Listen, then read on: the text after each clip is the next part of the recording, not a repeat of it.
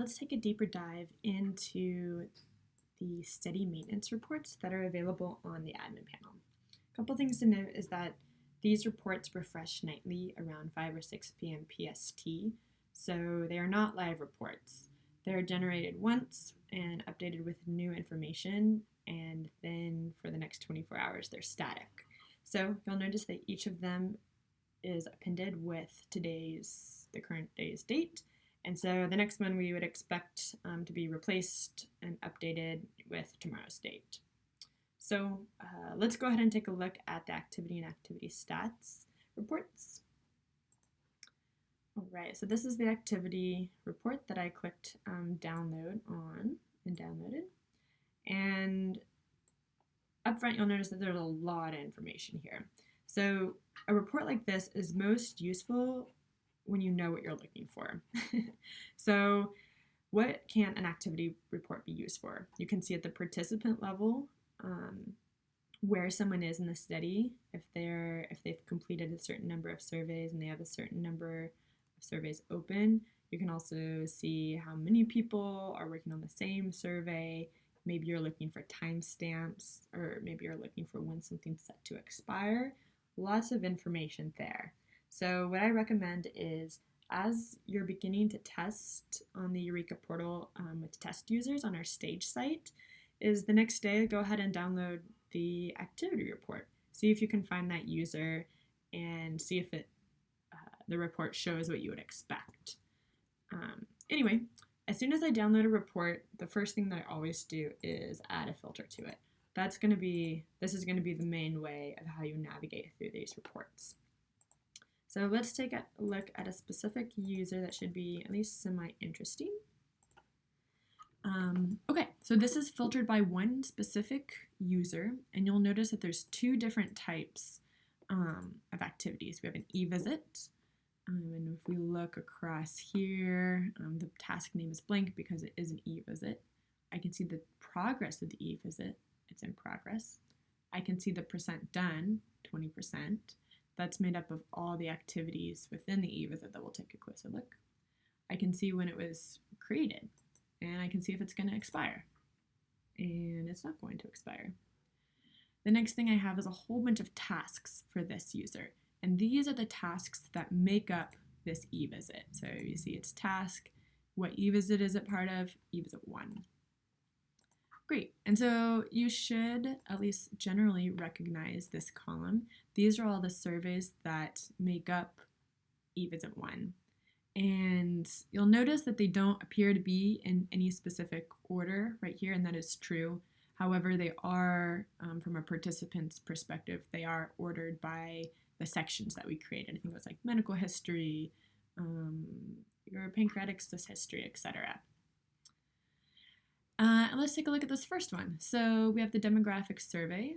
We know that this person already completed it, so it's 100% done. We know it was when it was created and then when they completed it. So they completed it pretty soon after it opened, followed by, looks like they've completed education and living, my contact information, etc.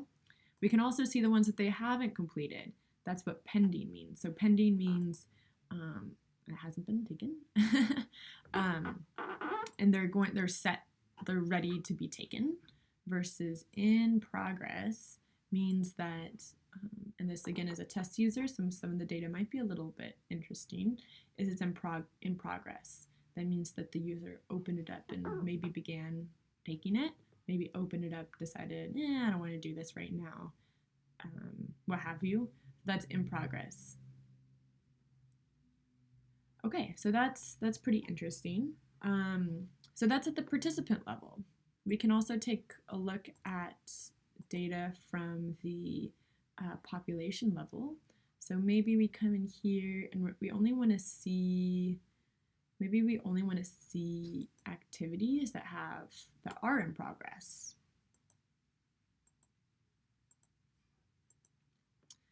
And maybe right now we don't want to see e-visits, we just want to see tasks, perhaps. So I'm going to take off e-visit. And now what we have is a list of tasks each task has a new row with a user ID. And so these are all of the in-progress tasks. And so what that would translate to is if this user were to log in, basic demographics, the demographics survey would be the first one for them to take. It's for a lot of people. Let's try one more filter. Let's try looking at e-visits that are complete.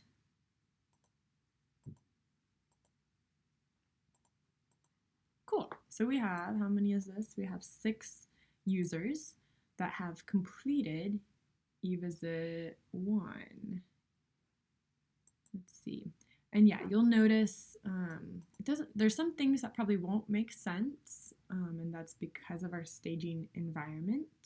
And as we find bugs and fix them, the data will become much more realistic. So it doesn't make sense right here that e-visit 1 is completed, but it's only 11% done. So that's interesting.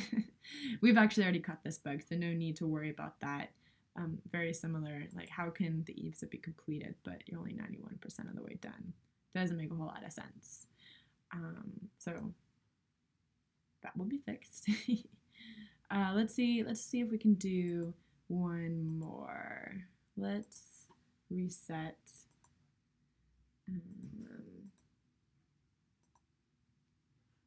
Okay, so let's see if we can find a specific activity, and we just want to see a list of people who either and their statuses. So let's do activity type. Let's do for a specific task. Let's come over here to task names. Let's find one that we're really interested in. Maybe it's the internet use survey. How are people doing on that? And then I can see a whole list. Lots of pendings. I see a few expired in there. It's probably some sort of bug. But anyway, I think you get the idea. Activity reports are really useful if you know what you're looking for and are interested in seeing things at the individual participant level. Whereas, now if we go to the stats report, pull up, this gives you counts at the population level of how things are. You'll notice that up here we have very similar column names. So let's go ahead and filter that and make them big enough so we can read. Okay, so this, it's pretty interesting. Again, it's by e-visit. You can see how many people have a pending e-visit. None. That makes sense. For e-visits, they're either in progress, complete, or expired. So 2 people's expired. In progress, there's 45, and then complete, 6. We got that. That's the same value that we just got from the other report. We can also look and see quickly. Let's see. Oops. Let's look at the sister's medical history. How are people doing on that? We've only had 1 person complete that out of the 53 total consented participants. So that's interesting. Again, this is all test data, and myself and other testers are totally jumping around between these activities. But the main idea is to understand how to work with these reports. Okay, let's take a look at the recruitment report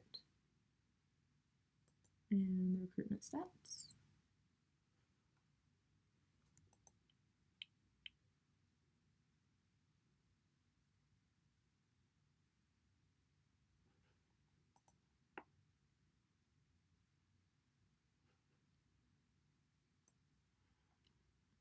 Here's the recruitment stats. This one's pretty simple. How many registered, how many consented, how many withdrew their consent, and total how many were eligible. So quick statistics. The eligibility is also very simple. These are the stats reports. Okay, and so what this is giving you is by question, the number of people who have met eligibility. So, and we only have a couple questions. So if we're looking at just this first one, condition, do you have a pancreatic cyst? Eligible, there were 8 people. Ineligible is 8, eligible, we've had 67. And people who have opened the eligibility survey but did not provide an answer, 1. Another one here, we ask, do you speak English? We can see how many people became eligible, 66. Internet, how many became eligible, 66. So pretty consistent across the board, but it gives you a brief overview of maybe what is excluding people. Okay, so I've given you an overview to activity and activity stats, and then we just looked at eligibility stats, and we also looked at recruitment stats.